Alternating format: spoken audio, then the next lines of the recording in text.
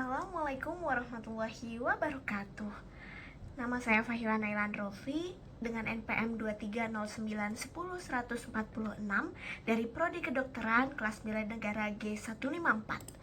Pada video kali ini, saya akan menjelaskan secara lengkap isi artikel yang saya buat, yakni dengan judul Peran Dokter dalam Tanggap Darurat Bencana Banjir di Indonesia.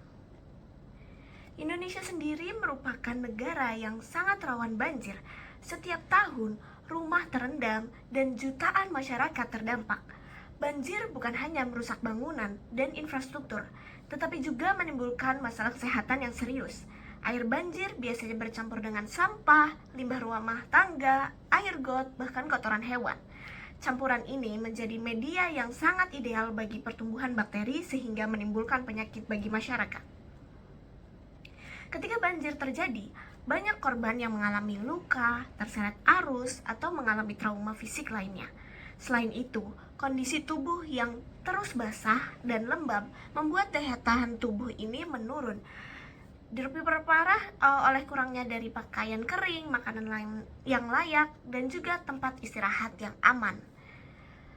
Namun, di posko pengungsian juga, risiko penularan penyakit ini tinggi akibat ruangan yang sempit dan banyaknya orang yang berkumpul di suatu tempat.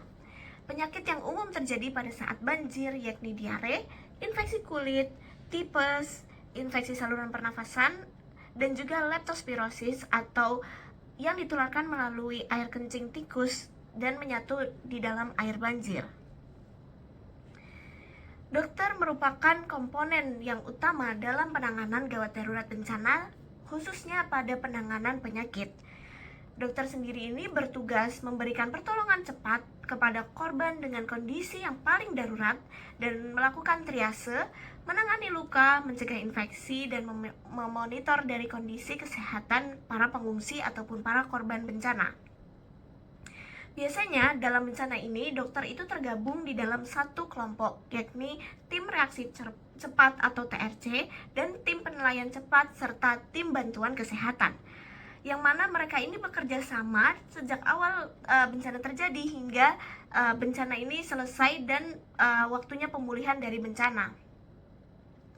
Namun untuk dokter yang terjun ke dalam bencana itu tetap memerhatikan 4 etika kedokteran, yakni yang pertama beneficence, di mana dokter itu harus melakukan yang terbaik untuk pasiennya. Jadi dari tindakan ataupun dari pemberian obat itu harus melakukan yang terbaik untuk pasiennya.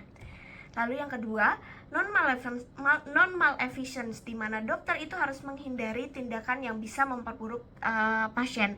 Jadi sebaiknya mengambil tindakan yang aman-aman saja, namun tetap bermanfaat bagi pasien tersebut. Lalu yang ketiga, autonomi, di mana menghormati hak-hak pasien dalam mengambil keputusan. Jikalau pasiennya itu tidak bersedia untuk dilakukan tindakan, maka dokter itu tidak berhak untuk melakukan tindakan tersebut. Selanjutnya yang keempat, justice, di mana memberikan pelayanan adil. Jadi tidak boleh dokter ini memberikan pelayanan akibat dari kasta sosial yang paling tinggi dulu dilayani, tapi ini berdasarkan dari kegawat daruratan yang telah ditentukan dari sistem triase itu yang akan ditangani terlebih dahulu.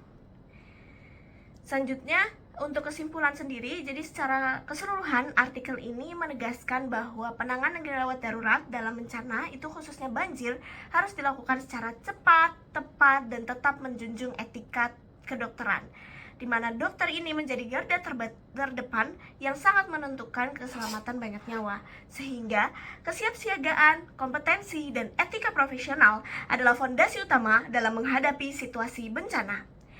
Demikian penjelasan mengenai garis besar isi artikel peran dokter dalam tanggap darurat bencana banjir di Indonesia. Semoga penjelasan ini bermanfaat, menambah wawasan, dan meningkatkan apresiasi kita terhadap tenaga medis yang bekerja tanpa lelah dalam kondisi bencana. Wassalamualaikum warahmatullahi wabarakatuh.